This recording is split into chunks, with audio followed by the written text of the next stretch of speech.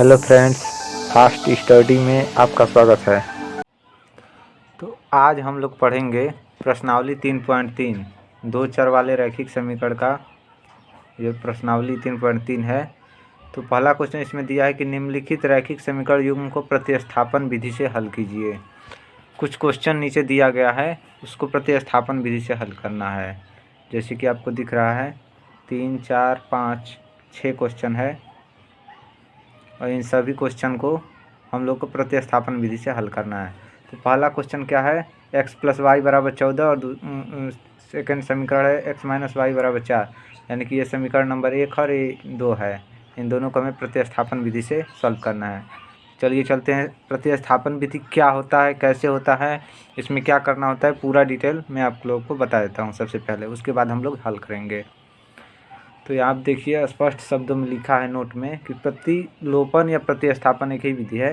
प्रतिलोपन विधि में दिए गए समीकरण युग्म में से किसी भी एक युग्म को लेकर उसके x या y पदों के पदों में व्यक्त किया जाता है। यानी कि कोई एक पद लेकर के और किसी एक पद में उसको व्यक्त करना होता है और उस मान को दूसरे बचे समीकरण में रखकर अन्य चर जैसे पहले x का मान रखा है तो y का मान प्राप्त कर लेते हैं, और यदि y का मान रखा है तो x का मान प्राप्त कर लेते हैं।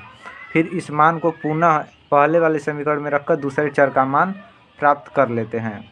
कोशिश यह रहनी चाहिए कि सबसे पहले सबसे कम संख्यात्मक मान वाले समीकरण को पहले लेना है। यानी कि समीकरण जो भी है उसमें से हम लोग को मान तो नहीं पता है, लेकिन किसी एक का मान ले करके और दूसरे में रखना है। फिर उसका जब मान निकल जाए तो फिर उसका मान फिर दूसरे समीकरण में रखकर दूसरे का मान निकालना है। इस तरह से दोनों का मान निकल जाएगा। तो चलिए देखते हैं कैसे सोल्व होगा। ये देखिए क्वेश्चन नंबर पहला का हल आ गया। यहाँ पे x + y = 14 दिया है पहला समीकरण। दूसरा समीकरण है x - y = 4। तो प्रतिलोपन विधि में बताया हूँ सबसे पहले कोई भी एक समीकरण ले लेते हैं, जो छोटा लगे आसान लगे उसी समीकरण को लेना है। तो समीकरण 2 इसमें आसान लग रहा है कि x - y = 4, संख्यात्मक मान कम है इसलिए इसको ले लेते हैं। और इसमें क्या करना है, किसी एक का मान निकालना है। तो x - y = 4 दिया है तो x बराबर क्या हो जाएगा, -y इधर है तो उस साइड भेजेंगे +y हो जाएगा। यानी कि x बराबर 4 + y होगा। x का मान कितना आएगा, 4 + y, यही मेन वैल्यू है। तो इसको हम मान लेते हैं कि x के बराबर ये है। अब इसी मान को हम लोग दूसरे समीकरण में रखेंगे। तो अब समीकरण 1 में x का मान 4 + y रखने पर x + y = 14, ये समीकरण नंबर पहला है। इसी समीकरण में हम लोग x के जगह पर क्या रखेंगे, 4 + y, यानी इस x के जगह पर 4 + y रख दिए, प्लस ये y जो पहले से था वही वाला y यहाँ पे आ गया बराबर 14। आया समझ में।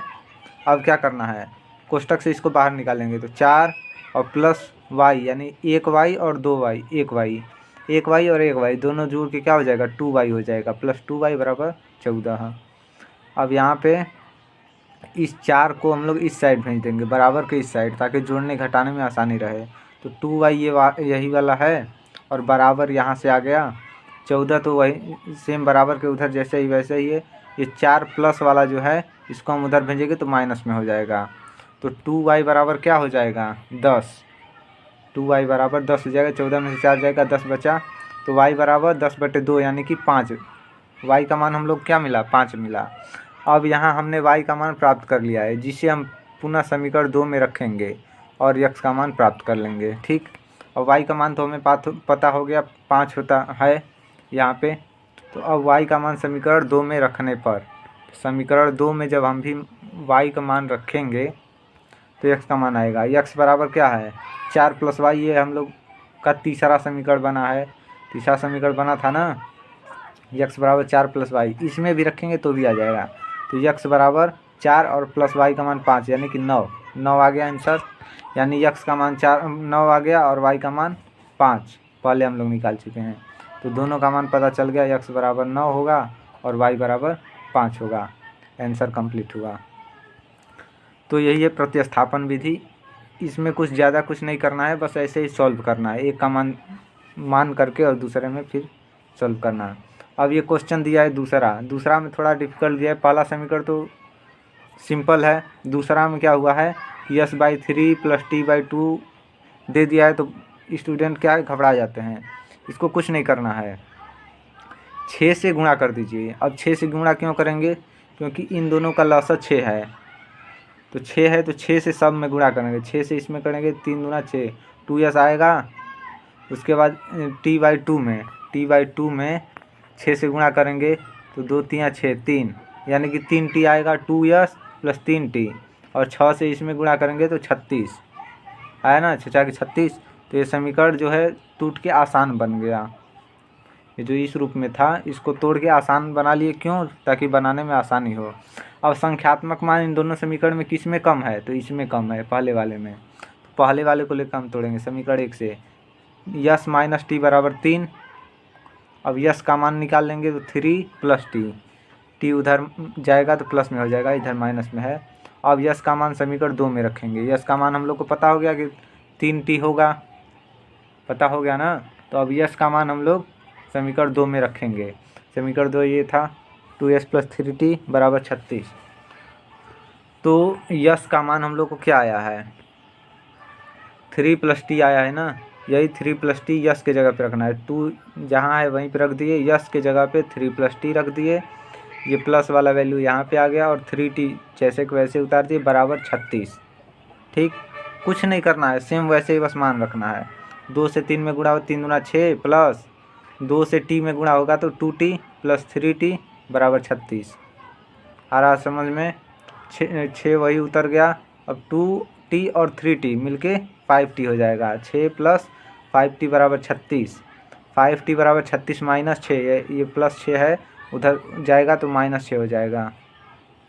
अब 5t = 30 हो जाएगा, तो t = 30/5 यानी कि 6 आंसर। t बराबर क्या आया, t का मान 6 आ गया। और यस का मान हम लोग को निकालना है, तो यस बराबर हम लोग ये तीसरा समीकरण बना चुके हैं, इसको तीसरा समीकरण भी कह सकते हैं। यस बराबर हम लोग को पता है कि 3 + t होगा, इसमें भी रख सकते हैं, या समीकरण नंबर पहला जो है उसमें भी रखेंगे तो भी बात वही आएगा। आप लोग रख के चेक कर लीजिएगा। तो यस बराबर 3 + t है, तो यस बराबर 3 + t की जगह पे हम लोग रखेंगे t का मान 6, जो कि आया है। हल करने पे तो यस बराबर 9 आ गया, 6 3 9, यस बराबर 9। तो यस बराबर 9 पता चल गया और टी का मान 6। इसी तरह बस सॉल्व होगा। अब 2 क्वेश्चन हम बता दिए, तीसरा क्वेश्चन आप लोग अपने से कीजिए, क्योंकि ये आसान है, सेम वैसे ही है। इसको तो बल्कि इसमें से कॉमन ले लीजिएगा तो ये और छोटा हो जाएगा। सेकेंड समीकरण में से कॉमन ले लीजिएगा, 3 कॉमन आएगा तो और भी ये छोटा हो जाएगा। चाहे तो इस तरह से भी हल करेंगे तो भी आंसर वही आएगा। इस तरह से थोड़ा संख्यात्मक मान बड़ा है तो सॉल्व करने में दिक्कत होगा, इसलिए हम बोल रहे थे। अब उसके बाद ये समीकरण दशमलव में दे दिया है, तो इसको हमें पहले सरल करना है। सरल करने के लिए क्या करेंगे, पहला वाला समीकरण यहाँ पे उतार लिए। उसके बाद देख रहे हैं कि एक अंक के बाद सब में दशमलव, एक अंक के बाद सब में दशमलव है, तो 10 से भाग दे देंगे सब में। अब 10 से भाग दे देंगे तो हमारा समीकरण ये बन के तैयार हो जाएगा, पहला 2x + 3y = 13। सेम वही समीकरण क्या हुआ है कि सरल कर दिए हैं इसको। अब ये सेकेंड समीकरण को भी सरल कर लीजिए उसी तरह 10 से भाग दे करके। उसके बाद अब इसको सॉल्व कर लीजिए। कैसे सॉल्व करेंगे, जैसे कि हम बताए हैं, क्या बताएं कि 2x + 3y = 13 समीकरण है, तो 2x किसी एक वैल्यू के इधर ले लीजिए, चाहे तो 3y को भी ले सकते हैं, लेकिन जो आपको छोटा लगे, कम आसान लगे उसी को लीजिए। ले सकते हैं किसी को, मान वही आएगा, उसका टेंशन मत लीजिए। 2s को हम लोग इधर ले लिए हैं तो 13 और -3y बराबर के उस साइड चला गया, -3y हो जाएगा। अब 2s का मान हम लोग नहीं निकालना है, यक्स का मान निकालना है। तो यक्स का मान कैसे निकालेंगे, 2 को इस साइड भेजेंगे, उधर इधर गुणा में है तो उधर जाएगा तो क्या होगा, भाग में चला जाएगा। तो भाग का मतलब कि 13 - 3s पहले से था 3y, और बटे में जो गुणा में 2 था, इधर बटे में भाग में आ गया 2। है समझ में। अब यक्स का मान निकल गया है तो इसी को मान को समीकरण 2 में रख करके y का मान हम लोग निकाल सकते हैं आसानी से। देख लीजिए सेम वैसे ही निकला है और इसमें कुछ नया नहीं करना है। चलते हैं अगले क्वेश्चन पे। पांचवा क्वेश्चन अंडर रूट में दे दिया है। अब अंडर रूट में दे दिया है तो इसको हम लोग क्या करेंगे, इसको सॉल्व करते हैं इसी तरह। तो कुछ नहीं करना है, जैसे यक्स का मान हम लोग वहाँ पे निकाल रहे थे सेम वैसे ही हम लोग को कर लेना है। देख रहे हैं वैसे ही हुआ है। √2 यक्स को हम लोग इधर रख लिए हैं, तो ये √3 माइनस वाई हो जाएगा, माइनस √3y। अब यक्स का मान √3y/2 हो जाएगा माइनस में। अब यक्स का मान हम लोग को पता चल गया यहाँ पे, तो अब यक्स का मान हम लोग समीकरण 2 में रखेंगे। 2 में रखेंगे तो y का मान निकल जाएगा। ये आप देखिए 2 में रखे हैं तो y का मान 0 आया है।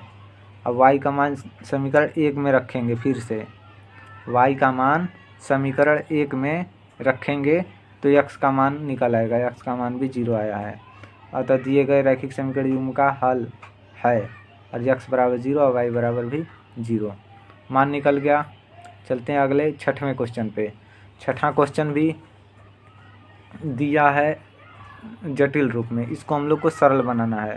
तो सरल बनाने के लिए क्या करेंगे, इसका एलसीएम जैसे भिन्न का घटाव बनता है उसी तरह बनाइए, इतना आंसर आ जाएगा लास्ट में।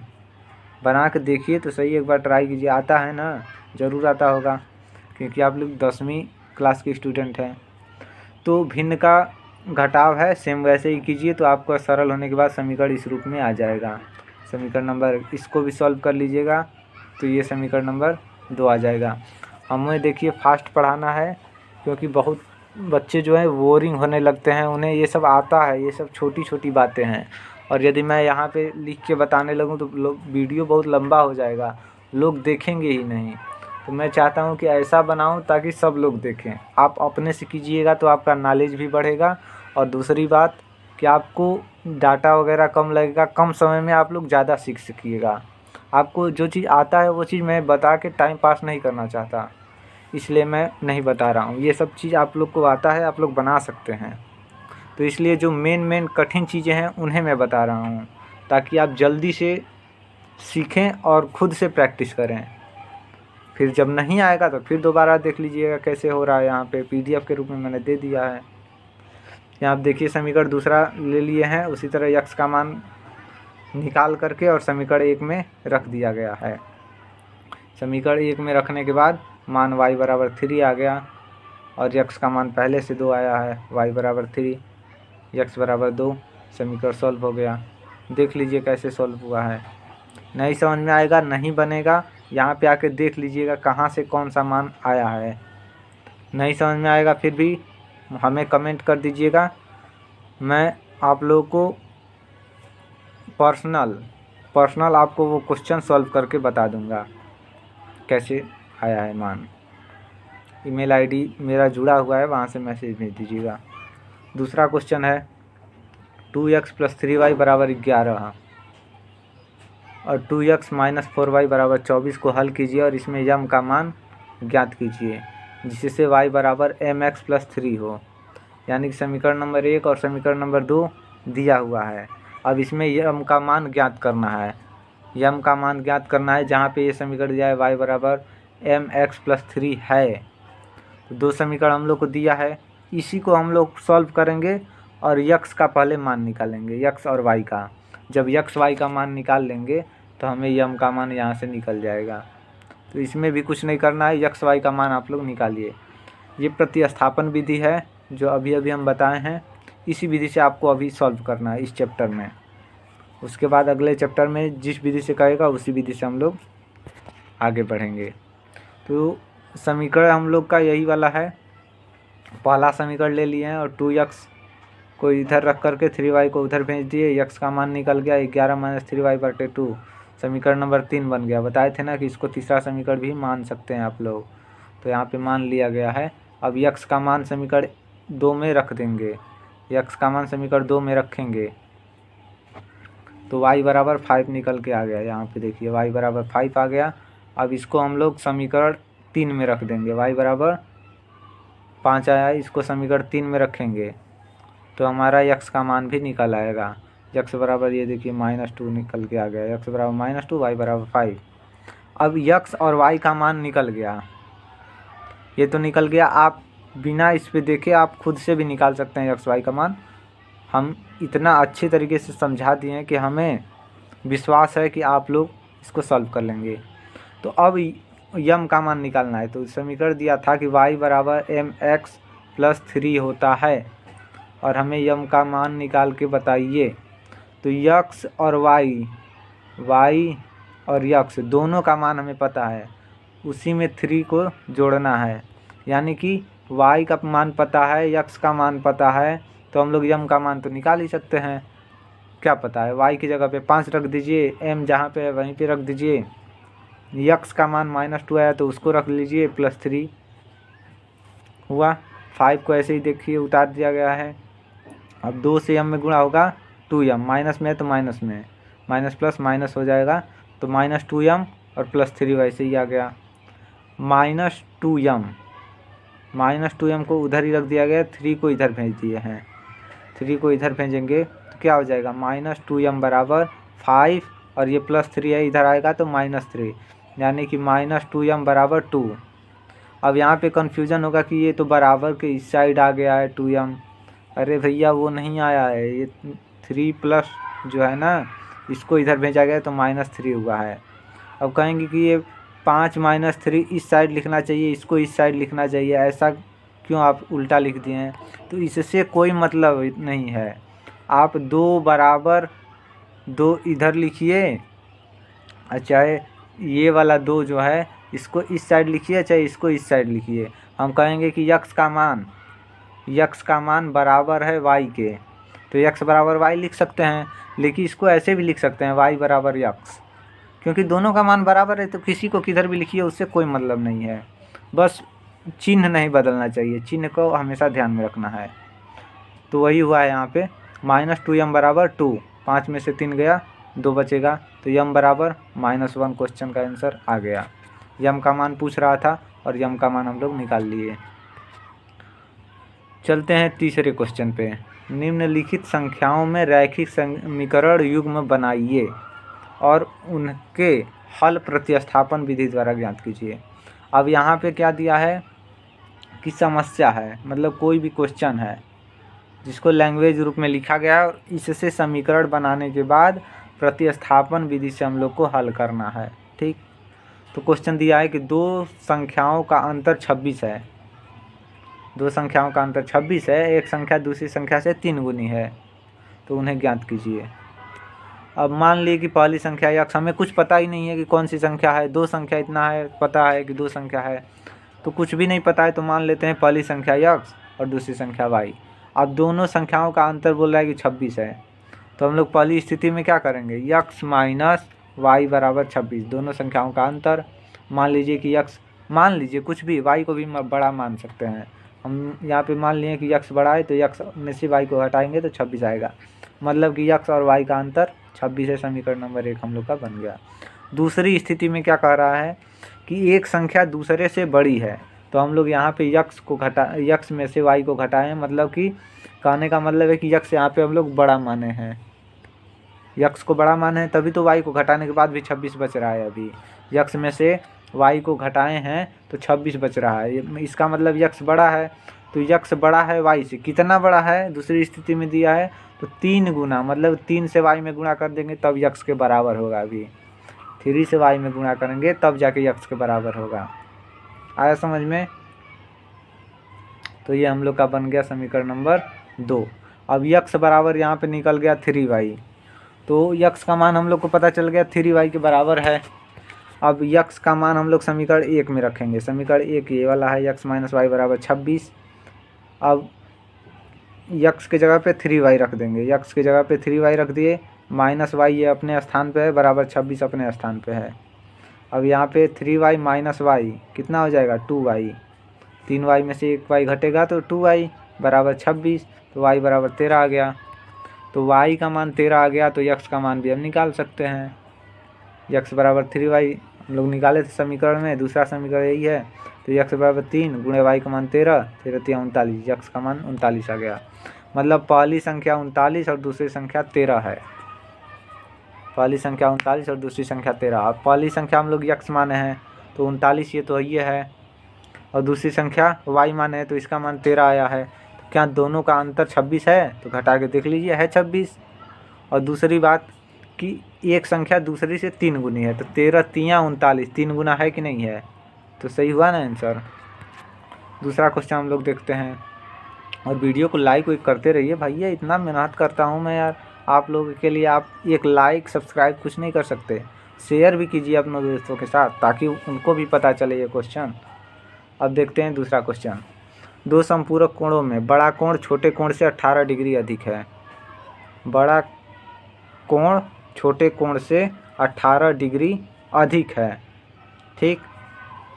उन्हें ज्ञात कीजिए। अब पहला कंडीशन यहीं पे दे दिया है कि दो संपूरक कोण हैं।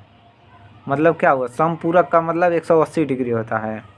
तो माना दो संपूरक कोणों में बड़ा कोण यक्स है और छोटा कोण वाई है। बड़ा कोण यक्स और छोटा वाई है। अब बड़ा कोण यक्स दे दिया है, तो बड़ा यक्स है, उसमें से छोटा कोण वाई को घटा देंगे तो कितना अंतर है भैया, 18 है, 18 डिग्री अधिक है। बड़ा कोण में से छोटे कोण को हटाने पर 18 डिग्री होगा, तो यक्स माइनस वाई बराबर 18। ये समीकरण नंबर 1 बन गया हम लोग का। दूसरा समीकरण कहाँ से लाएंगे, इसमें तो कुछ दिया ही नहीं है। तो यहाँ पे दिया है कि दो संपूरक कोण हैं, तो दो संपूरक कोण हैं मतलब कि दोनों कोण का योग 180 डिग्री है, मतलब यक्स और प्लस वाई बराबर 180 डिग्री। है समीकरण नंबर 2 बन गया। अब इन दोनों समीकरण को आप बहुत ही आसानी के साथ, मैं उम्मीद करता हूं कि आप लोग खुद से बना लेंगे प्रतिस्थापन विधि से, क्योंकि प्रतिस्थापन विधि ये पूरा चैप्टर में शुरू से ही प्रतिस्थापन विधि से ही बन रहा है। और हर एक क्वेश्चन को मैं, जो भी कठिन टॉपिक है उसको मैं बता रहा हूँ, तो उम्मीद करता हूँ आप लोग बना लेंगे। और उसके बाद हम बता रहे हैं आपको तीसरा क्वेश्चन। एक क्रिकेट टीम के कोच ने 7 बल्ले तथा 6 गेंदें 3800 रुपये में खरीदी। 7 बल्ले और 6 गेंद 3800 में खरीदा, और बाद में 3 बल्ला 5 गेंद 1750 में खरीदा। तो गेंद का मूल्य ज्ञात कीजिए। अब यहाँ पे गेंद और बल्ले का मूल्य निकालना है। यहाँ पे गेंद का बोल रहा है निकालने के लिए, तो इसको हम मान लेते हैं। माना बल्ले का मूल्य यक्स रुपया है और एक गेंद का मूल्य वाई रुपये। एक बल्ले का यक्स और एक गेंद का वाई। अब बोल रहा है कि 7 बल्ला और 6 गेंद खरीदे। 7 बल्ला हो गया और गुणित कितने रुपए का एक बल्ला है, तो यक्स रुपये का है, गुणा है ये, प्लस 6 गेंद खरीदे हैं। एक गेंद का मूल्य कितना है, वाई रुपया है, तो 6 से वाई में गुणा कर देंगे और बराबर कितना है 3800। मतलब टोटल पैसा कितना हुआ 3800। तो 7 यक्स प्लस 6 वाई बराबर 3800 हुआ। वही क्वेश्चन है, समीकरण नंबर 1 बन गया हम लोग का। 7 यक्स प्लस 6 वाई बराबर 3800। यह है समीकरण 1। दूसरा में क्या दिया है कि 3 बल्ला और 5 गेंद खरीदे हैं 1750 में, तो 3 यक्स प्लस 5 वाई बराबर 1750। समीकरण नंबर 2 सेम वैसे ही ये भी नंबर है। अब समीकरण 2 से यक्स का मान निकाल लेंगे यहाँ पे, और इस यक्स के मान को समीकरण 1 में रख देंगे। समीकरण 1 में यक्स का मान रख देंगे तो हम लोग का वाई का मान आ गया 50। वाई का मान 50 आ गया, तो वाई का मान अब फिर यक्स में रखेंगे। जो समीकरण बनाए किसी भी समीकरण में रखेंगे तो वो मान आ जाएगा। तो यक्स बराबर 500 और वाई बराबर 50 रुपये आ गया।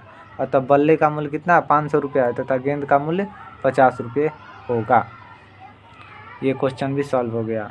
अब चौथा क्वेश्चन दिया है कि एक नगर में टैक्सी के भाड़े में एक नियत भाड़े के अतिरिक्त चली गई दूरी का भाड़ा सम्मिलित किया जाता है। एक नगर है कोई भी, वहाँ पे टैक्सी का भाड़े में एक नियत भाड़े के अतिरिक्त, मतलब नियत दूरी जाने पे नियत भाड़ा फिक्स है, और उसके अतिरिक्त यदि आप कहीं कितना दूर जाते हैं उसका भाड़ा अलग से जोड़ा जाता है। तो मान लीजिए कि 10 किलोमीटर दूरी के लिए 105 रुपये है। कोई व्यक्ति 10 किलोमीटर जाता है तो 105 रुपये लगता है, 15 किलोमीटर जाता है तो 155 रुपये लगता है। तो नियत भाड़ा तथा प्रति किलोमीटर का भाड़ा ज्ञात कीजिए। इतना तो ज्ञात कीजिए। उसके बाद कह रहा है कि एक व्यक्ति को 25 किलोमीटर की यात्रा करने के लिए कितना भाड़ा देना होगा। तो चलिए मैं आपको बताता हूँ बिल्कुल सरल तरीके से, आसान तरीके से। मान लिया कि टैक्सी का नियत भाड़ा कितना है, 100 रुपया। नियत भाड़ा जो कि फिक्स है, मान लीजिए कि 5 किलोमीटर के लिए हो, चाहे 3 के लिए हो, चाहे 8 के लिए हो, कितना के लिए भी हो, लेकिन नियत भाड़ा x रुपया फिक्स है भैया। और उसके बाद अतिरिक्त आप जितना दूरी जाएंगे उसका y रुपया लगेगा अलग से, मतलब जितना किलोमीटर जाएंगे प्रति 1 किलोमीटर के लिए y रुपया लगेगा। अब स्थिति पहला दिया है कि 10 किलोमीटर गए और 105 रुपये लगा है, तो नियत जो पहले से ही फिक्स था, मान लीजिए कि x किलोमीटर ये फिक्स है नियत दूरी, और अतिरिक्त दूरी 10 गुणे y, 10 किलोमीटर जाना है तो अतिरिक्त दूरी 10 y बराबर 105 रुपये लगा है, तो ये समीकरण नंबर 1 हो गया। दूसरी स्थिति कह रहा है कि x किलोमीटर गए और अतिरिक्त दूरी कितना है उतना तो हमें पता ही नहीं है, तो टोटल को अतिरिक्त में y से गुणा कर देंगे, तो x माइनस 15y बराबर 155 समीकरण नंबर 2 बन गया। अब यहाँ पे हम लोग को नियत दूरी तो पता है नहीं कि 5 किलोमीटर है कि 3 किलोमीटर है, तो हम लोग अतिरिक्त दूरी को नहीं निकाल सकते, गुणा नहीं कर सकते, उसमें से घटाने के बाद नहीं करेंगे, तो पूरा को हम लोग अतिरिक्त मान लिए, यहाँ पे 10y कर लिए हैं, यहाँ पे 15y। अतिरिक्त जो है नियत दूरी है उसको हम लोग फिक्स x रख लिए हैं, x प्लस 15y बराबर 155। अब समीकरण 1 को यहाँ पे ले लिया गया है और उसी से x का मान निकला है, तो ये 105 माइनस 10y आया है, 105 माइनस 10y। अब x का मान समीकरण 2 में रखेंगे और हम लोग का y का मान आ जाएगा। अब y का मान 10 आ गया, तो y का मान फिर समीकरण 1 में रखेंगे, तो x का मान भी निकल आएगा, तो x का मान 5 आ गया। अतः नियत भाड़ा 5 रुपये है, नियत भाड़ा 5 रुपया और अतिरिक्त किराया 10 रुपया है। निकल गया नियत भाड़ा 5 रुपये, क्योंकि x का मान 5 आया और y का मान 10 आया, मतलब अतिरिक्त भाड़ा 10 रुपया है पर किलोमीटर। अब 25 किलोमीटर के लिए भाड़ा कितना लगेगा ये पूछा गया है, तो x plus 25y, x plus 25y, x का मान 5 हो गया प्लस 25 और गुणे y का मान 10, तो 5 प्लस 25 गुणे 10 यानी कि 250, मतलब 255 रुपये लगेगा 25 किलोमीटर जाने के लिए किसी व्यक्ति को। तो ये क्वेश्चन भी बहुत ही आसानी से सॉल्व हो गया। अब चलते हैं अगले क्वेश्चन पर। 5वां क्वेश्चन दिया है, दूसरा का 5वां, कि यदि किसी भिन्न के अंश और किसी भिन्न के अंश और दोनों में 2 जोड़ दिया जाए, हर यानी कि अंश और हर में 2 जोड़ दिया जाए तो वह 9/11 हो जाता है। यदि अंश और हर में 3 जोड़ दिया जाए तो 5/6 हो जाता है, तो वह भिन्न ज्ञात कीजिए। तो ये तो और भी आसान है, इसका समीकरण बहुत आसानी से बनेगा। मान लिए कि अंश x है और हर y है, तो भिन्न क्या हो जाएगा, x बटे में y, यही ना होगा। मान लिया कि x बटे y हो गया अंश, तो पहली स्थिति में कह रहा है कि अंश और हर में 2 जोड़ देते हैं तो 9/11 हो जाता है। तो अंश हम लोग का x हो गया और हर y हो गया, दोनों में 2 जोड़ दिए, अंश में भी 2 जोड़ दिए, हर में भी 2 जोड़ दिए, और बराबर कितना हो जाता है, तो 9/11 लिख दिए। अब इसको हम लोग क्या करेंगे, तो इसको हम लोग तिर्यक गुणा करेंगे। तिर्यक गुणा कैसे होता है, ऊपर वाला इससे नीचे वाले से हो जाएगा, ये नीचे वाला ऊपर वाले से हो जाएगा। तो 11 से, देखिए 11 से 2 में x में गुणा होगा, इसको कॉमन करके लिख लिया गया है पहले समझने के लिए। 11 गुणते x प्लस 2, 11 गुणे x प्लस 2 बराबर 9 गुणे y प्लस 2, ये वाला आ गया y प्लस 2। अब इसको गुणा करेंगे, ये 11 से x में करेंगे तो 11 x, 11 से 2 में करेंगे तो 11 दूना 22 बराबर 9 से y में करेंगे तो 9y, और 9 से 2 में कर देंगे 9 दूना 18। अब क्या करेंगे, हम लोग को समीकरण बनाना है, तो चर को एक तरफ और अचर को एक तरफ करेंगे। तो 11x ये आ गया और 9y जो उधर प्लस में था इधर आएगा तो माइनस में, बराबर 18 अपने स्थान पे है, 22 जो प्लस में था इधर उधर जाएगा तो माइनस में।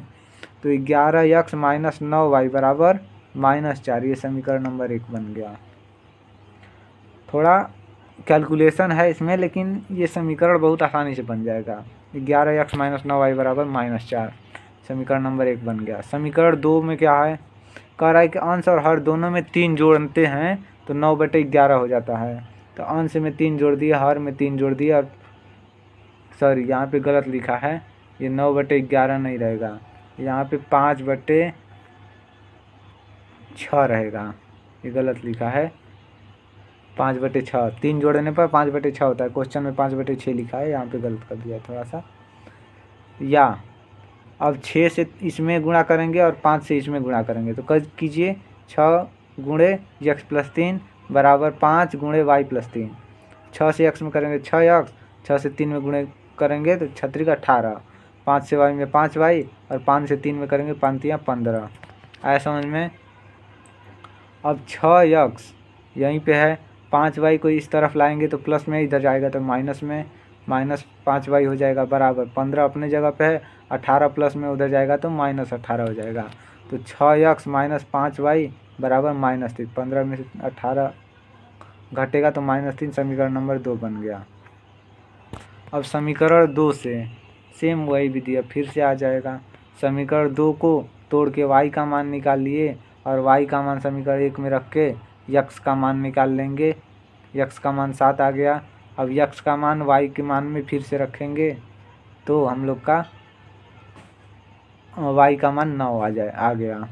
तो अंश का मान 7 आया, हर का मान 9, अतः भिन्न क्या होगा 7/9, यही भिन्न हुआ। भिन्न ही पूछ रहा था, ये हम लोग का आंसर प्रूफ हो गया। दूसरा का छठा क्वेश्चन है कि 5 वर्ष बाद जैकब की आयु उसके पुत्र की आयु से 3 गुनी हो जाएगी। 5 वर्ष बाद जैकब की आयु उसके पुत्र की आयु से 3 गुनी हो जाएगी, और 5 वर्ष पूर्व जैकब की आयु उसके पुत्र से 7 गुनी थी, तो वर्तमान आयु बताइए। ये ऐसा क्वेश्चन मैं आप लोग को बता चुका हूँ। 3.1 में पहला क्वेश्चन था आफताब की आयु और उसके पुत्र की आयु। ठीक वैसे ये बनेगा जैकब की आयु और उसके पुत्र की आयु। तो मान लेते हैं कि जैकब की वर्तमान आयु x है और उसके पुत्र की वर्तमान आयु y है। तो पहली स्थिति में कह रहा है कि 5 वर्ष बाद जैकब की आयु, तो वर्तमान आयु हम लोग x माने हैं, तो 5 वर्ष बाद क्या हो जाएगा x + 5 हो जाएगा। सिंपल सी बात है कि वर्तमान आयु x है तो 5 वर्ष बाद उसका 5 वर्ष बढ़ जाएगा, तो x में 5 जोड़ देंगे, x + 5 हो जाएगा। उसी तरह उसके पुत्र की वर्तमान आयु y है, तो वर्तमान आयु पुत्र की क्या हो जाएगा y + 5, यानी 5 वर्ष उसका भी बढ़ेगा, तो y + 5 5 वर्ष बाद। 5 वर्ष बाद हम लोग को पता चल गया। अब कह रहा है कि अब से 5 वर्ष बाद, मतलब वर्तमान से 5 वर्ष बाद जैकब की आयु उसके पुत्री से 3 गुना होगा, यानी कि 5 वर्ष बाद उसका आयु से 3 गुना हो जाएगा। तो ये है जैकब की आयु, ये जैकब की आयु है। अब जैकब की आयु 3 गुना हो जाएगा 5 वर्ष बाद, किसे से उसके पुत्र से, तो उसके पुत्र से 3 गुना हो जाएगा, यही ना। तो 3 से यदि हम लोग इधर गुणा कर देंगे तो ये तो बड़ा हो जाएगा, देखिए 3 गुना पहले से ही है, तो हम लोग इधर यदि 3 से गुणा करते हैं, उसके पुत्र के आयु में 3 से यदि गुणा कर दें तो उसके उम्र के बराबर हो जाएगा। तो ये बीच में बराबर चिन्ह लगाए, तो इसको बराबर करने के हम लोग 3 से इधर गुणा करेंगे, जो कि यहाँ पे हुआ है। ये जैकब की आयु होगा, उसके पुत्र के आयु में 3 से गुणा करेंगे तभी तो दोनों का उम्र बराबर होगा। अब बराबर हो गया तो इसको कैलकुलेशन करके हम लोग आसान कर लेते हैं। तो x + 5 आ गया बराबर 3 से y में 3y, और 3 से 5 में होगा तो 5 × 3 = 15। तो x - 3y, 3y बराबर के उधर है, इधर आएगा तो माइनस में हो जाएगा 15 और -5 हो जाएगा। तो x - 3y बराबर 10, समीकरण नंबर 1 बनना। आया है समझ में। दूसरा कह रहा है कि 5 वर्ष पूर्व जैकब की आयु और वर्तमान आयु हम लोग माने हैं x, तो 5 वर्ष पहले का निकालने के लिए क्या करेंगे, x में से 5 को घटा देंगे। अब मान लीजिए कि आपकी आयु इस समय 20 वर्ष है, तो 5 वर्ष पहले आपको निकालना होगा, तो क्या करेंगे 20 में से 5 को हटाएंगे, 15 बचा। उसी तरह जैकब की आयु 5 वर्ष पहले निकालने के लिए x में से 5 को घटा देंगे। अब पुत्र की आयु, तो पुत्र का आयु वर्तमान आयु x y है, तो y में से 5 वर्ष पहले निकालने के लिए 5 घटा देंगे, y - 5। कह रहा है कि अब से 5 वर्ष पहले जैकब की आयु उसके पुत्र से 7 गुनी था, तो इसमें यदि हम लोग 7 से गुणा करेंगे तभी तो जैकब की आयु के बराबर होगा। उसके पुत्र की आयु में इसलिए 7 से गुणा हो गया है ताकि ये दोनों उम्र बराबर हो जाए। बीच में बराबर लगा है। अब बीच बराबर हो गया तो हम लोग इसको कैलकुलेशन करके आसान कर लेंगे। तो x + 5 बराबर 7 से y में 7y और 7 से 5 में गुणा होगा तो 7 × 5 = 35। अब इसी को सॉल्व कर लेंगे तो क्या बनेगा, x - 7y बराबर -3। ये समीकरण नंबर 2 बन गया। समीकरण नंबर 2 बना। अब समीकरण पहला और दूसरा दोनों बन गया। अब क्या करेंगे हम लोग, तो अब कुछ नहीं करना है। जैसे प्रतिस्थापन विधि का मान मैं बताया हूँ कि निकालना है, सेम वैसे ही कैलकुलेशन कर लीजिए, आपका मान आ जाएगा बहुत ही आसानी से। तो देखिए y बराबर 10 आ गया और x का मान 40। मतलब कि जैकब की आयु वर्तमान आयु कितनी है, 40, और उसके पुत्र की वर्तमान आयु 10 वर्ष है। ये प्रश्नावली 3.4 आ गया, यानी कि हम लोग का सारा क्वेश्चन 3.3 का हो चुका है, कंप्लीट हो चुका है। तो आप लोग वीडियो को लाइक एंड सब्सक्राइब कर दीजिए ताकि मेरा भी उत्साह बढ़े और मैं भी आप लोगों के लिए आगे की वीडियो अपलोड करता रहूं। वीडियो देखने के लिए थैंक यू।